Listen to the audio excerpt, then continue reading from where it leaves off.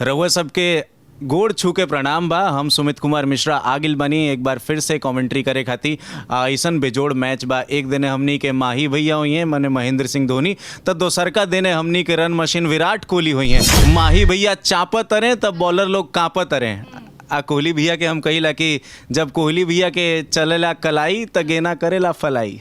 City of love Paris में आपका एक बार फिर से स्वागत है। और जितना प्यार इस शहर को मिलता है और जितना प्यार ये शहर आपको देता है उतना ही प्यार आपको अब जियो सिनेमा के माध्यम से इस कमेंट्री में मिलेगा। मैं सुमित कुमार मिश्रा और मेरे साथी कमेंटेटर ज्योति जुड़ी हुई हैं। और भोजपुरी कमेंट्री की शुरुआत इस तरीके से हुई कि ऑडिशन देना पड़ा मुझे जियो सिनेमा के लिए और ऑडिशन क्लियर हुआ। फिर पहले सीज़न में मैंने कमेंट्री की शुरुआत की, कुछ मैचेस में मैंने फिर एंकरिंग भी की भोजपुरी फीड के लिए। जो कई बार कहा जाता था कि भोजपुरी भाषा ऐसी है, भोजपुरी गानों से थोड़ा सा जो उसका प्रभाव है ऐसा हो गया है कि आप घर में नहीं सुन सकते, सदस्यों के साथ बैठ के नहीं सुन सकते या नहीं देख सकते। साथ में एक भाषा को हम सम्मान भी देते हैं कमेंट्री के तौर पे कि भोजपुरी गाने का जैसे मैंने बताया आप नहीं सुन सकते, हो सकता है कुछ गाने, कुछ चुनिंदा गाने, लेकिन भोजपुरी कमेंट्री आप पूरे परिवार के साथ बैठ के सुन सकते हैं। पूरा जिला सुनता है और लोग एंजॉय करते हैं। तो थोड़ा सा दबाव हमारे ऊपर भी रहता है। एक दूरदर्शन के लिए नेशनल गेम्स किए, नेशनल गेम्स का अनुभव बहुत अच्छा था,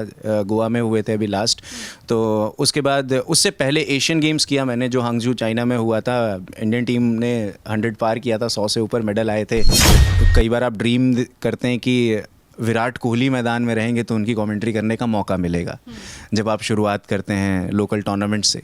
तो कुछ ऐसे मैचेस मिले जहाँ पे मैंने माइक उठाया, सामने विराट कोहली हैं, या फिर मैंने माइक उठाया स्क्रीन पे महेंद्र सिंह धोनी है, रोहित शर्मा हैं। तो फिर मन में ऐसा आता है कि देखिए ना, यही तो करना था। नमस्कार, आपके साथ मैं हूं ज्योति सिंह, आप देख रहे हैं सच टॉक्स। इस वक्त हमारे साथ बिहार के एक ऐसे लाल मौजूद हैं जिनकी आवाज के लोग दीवाने हैं। आपको बता दें कि ये हिंदी इंग्लिश के साथ साथ आईपीएल में भी भोजपुरी भाषा में जलवा बिखेरे थे और अब ओलंपिक में भी कमेंट्री करके आ चुके हैं।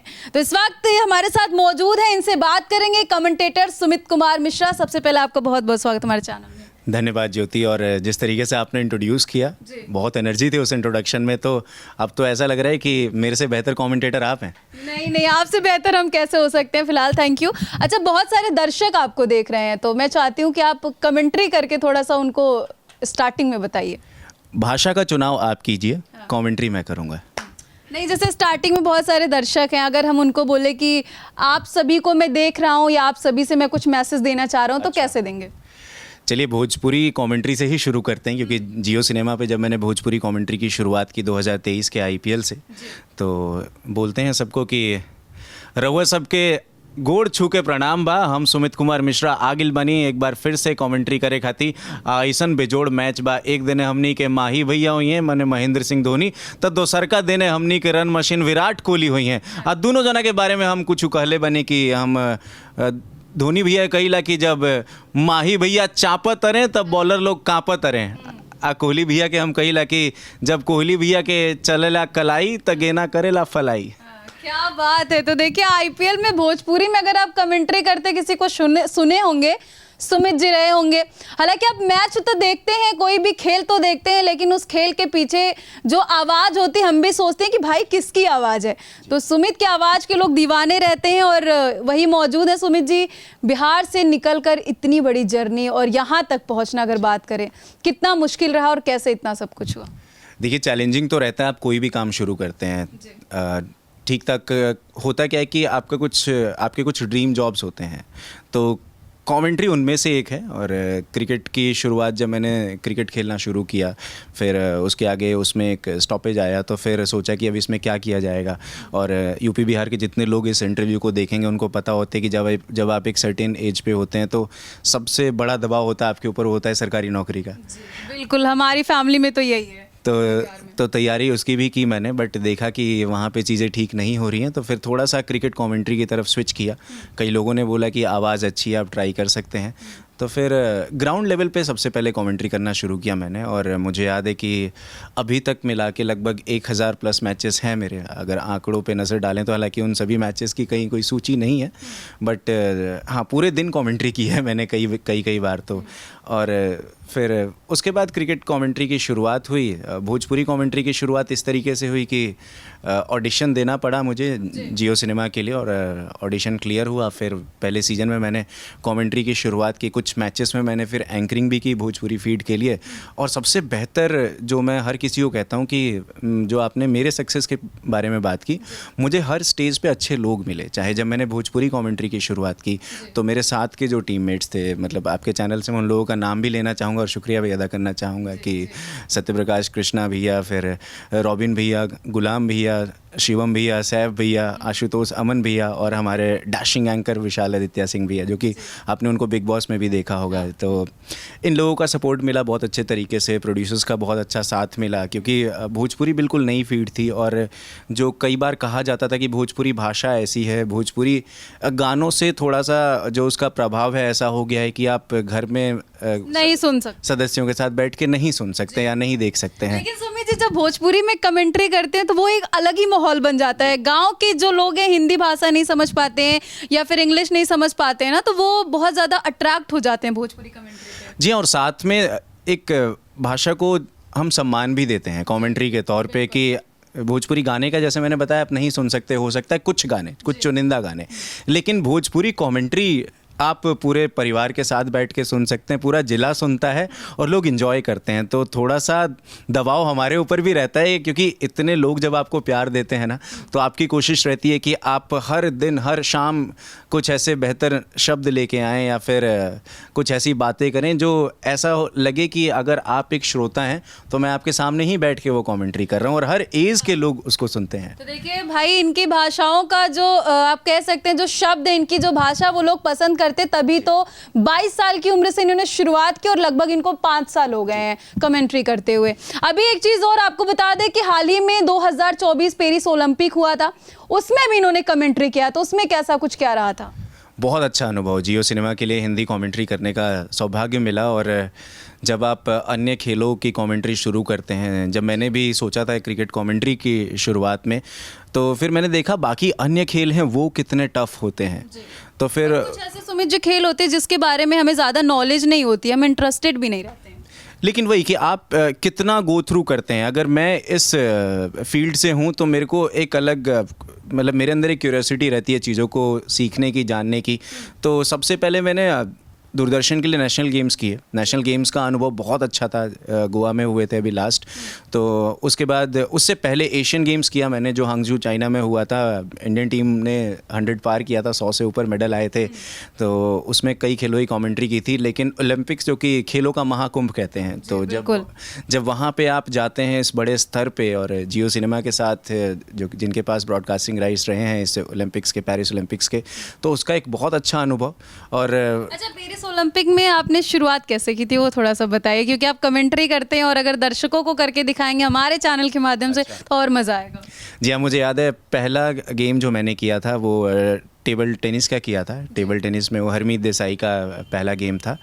तो शुरुआत कुछ इस तरीके से होती है कि सिटी ऑफ लव पेरिस में आपका एक बार फिर से स्वागत है। और जितना प्यार इस शहर को मिलता है और जितना प्यार ये शहर आपको देता है, उतना ही प्यार आपको अब जियो सिनेमा के माध्यम से इस कमेंट्री में मिलेगा। मैं सुमित कुमार मिश्रा और मेरे साथी कमेंटेटर ज्योति जुड़ी हुई हैं। और टेबल टेनिस का ये मुकाबला है राउंड ऑफ 128 का, जहाँ पे भारत के एक युवा टेबल टेनिस खिलाड़ी हरमीत देसाई नज़र आएंगे।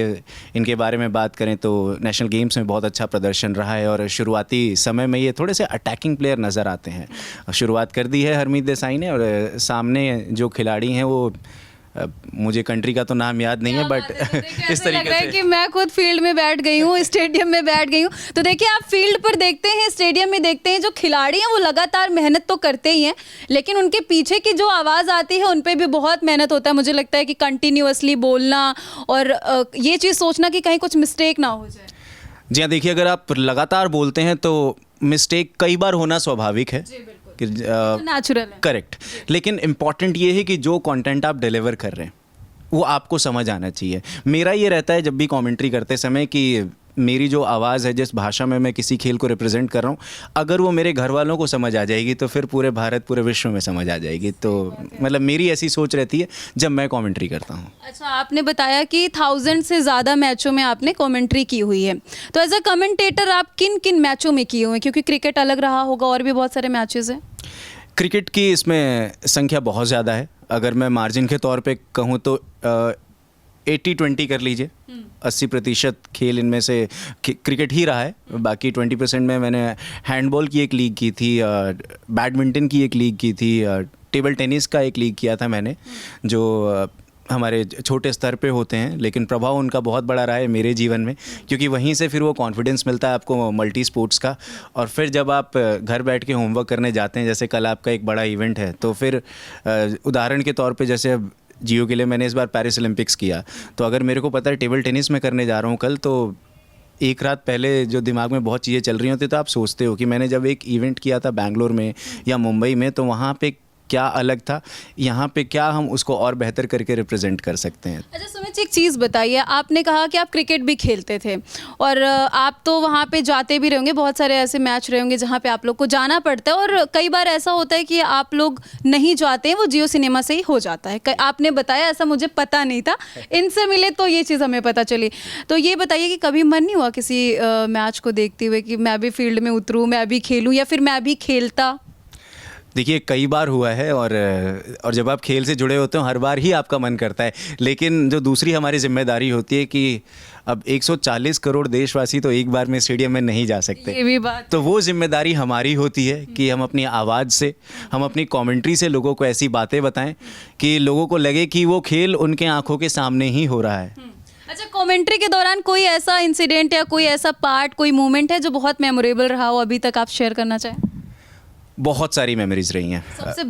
सबसे बेस्ट रहा है कि कमेंट्री करते टाइम ही कई बार मैं इमोशनल हो जाता हूँ कि जब आईपीएल का ब्रेक मिला मुझे, तो आईपीएल की कमेंट्री करने के दौरान अचानक कई बार आप ड्रीम करते हैं कि विराट कोहली मैदान में रहेंगे तो उनकी कमेंट्री करने का मौका मिलेगा।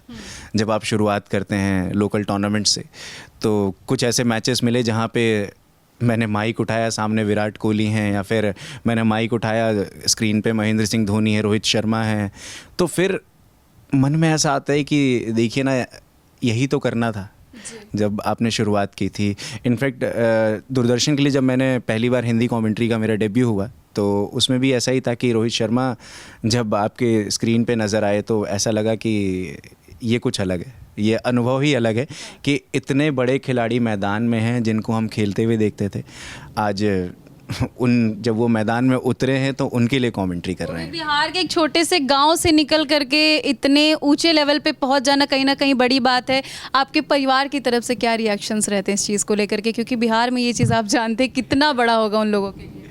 जी हाँ, सब खुश हैं। सबसे बेस्ट पार्ट जो मुझे लगता है मेरे परिवार में कि कभी किसी चीज़ के लिए रोका नहीं, और अगर मैं जा रहा हूँ किसी खेल की कमेंट्री करने के लिए तो हमेशा सपोर्ट मिलता है। और मेरे फैमिली बैकग्राउंड के बारे में थोड़ा सा बताऊँ तो मेरे दादाजी संस्कृत के रिटायर्ड टीचर रहे हैं, पापा जी ने अपना ग्रेजुएशन संस्कृत में किया, आचार्य, तो हिंदी एक तरीके से कह सकते हैं विरासत में मिली है मुझे उस संस्कृत के माध्यम से। और हमेशा एक अच्छा सपोर्ट रहा है, कभी किसी चीज़ के लिए प्रेशराइज़ नहीं किया गया कि तुम ये जाके करो या वो जाके करो, इसमें अच्छा स्कोप है, तो बस इसीलिए काम करते गए। और मैंने बताया जैसे शुरुआत में कि जब आपका ड्रीम जॉब होता है तो आपके सपने अपने आप बड़े होते चले जाते हैं, आप वो रास्ते खुद ही ढूंढना शुरू कर देते हैं। और अभी तो सिर्फ शुरुआत है, अभी तो बहुत चीज़ें हैं कि आप बहुत आगे जाएं। और एक आखिरी सवाल होगा कि अगर आप बिहार में रहते तो क्या लगता है कितना आगे आप जा पाते? बिहार से बाहर निकलने के बाद ही ऐसा संभव हुआ है या नहीं? इसमें सच्चाई है या नहीं? देखिए, थोड़ा सा टफ है ये क्वेश्चन का आंसर करना। पहली चीज़ की टैलेंट, आवाज़ ऐसी चीज़ है कि आप कैसे पहुंचा सकते हैं दूसरों तक, ये आपको ज़रिया पता होना चाहिए। तो मेरे हिसाब से थोड़ा सा 19-20 का फासला होता है कि जब आप मेट्रो सिटीज़ में रहते हैं तो आपके लिए बहुत इजी रहता है अपनी आवाज़ को कई जगह पहुंचाने का। फिर आप बड़े टूर्नामेंट्स में कमेंट्री करने के लिए जाते हैं तो वहाँ ऑलरेडी बहुत सारे लोग आके आपको सुनते हैं। लेकिन हाँ, अब अगर यही मैं बिहार में होता थोड़ा सा टफ होता, लेकिन जब आपने मन में ठान लिया होता है ना, तो फिर अगर मैं लाखों मील किसी एक टापू पे भी होता ना, तो वहाँ से भी मैं कमेंट्री की शुरुआत करता और अपनी आवाज़ लोगों तक पहुँचाता।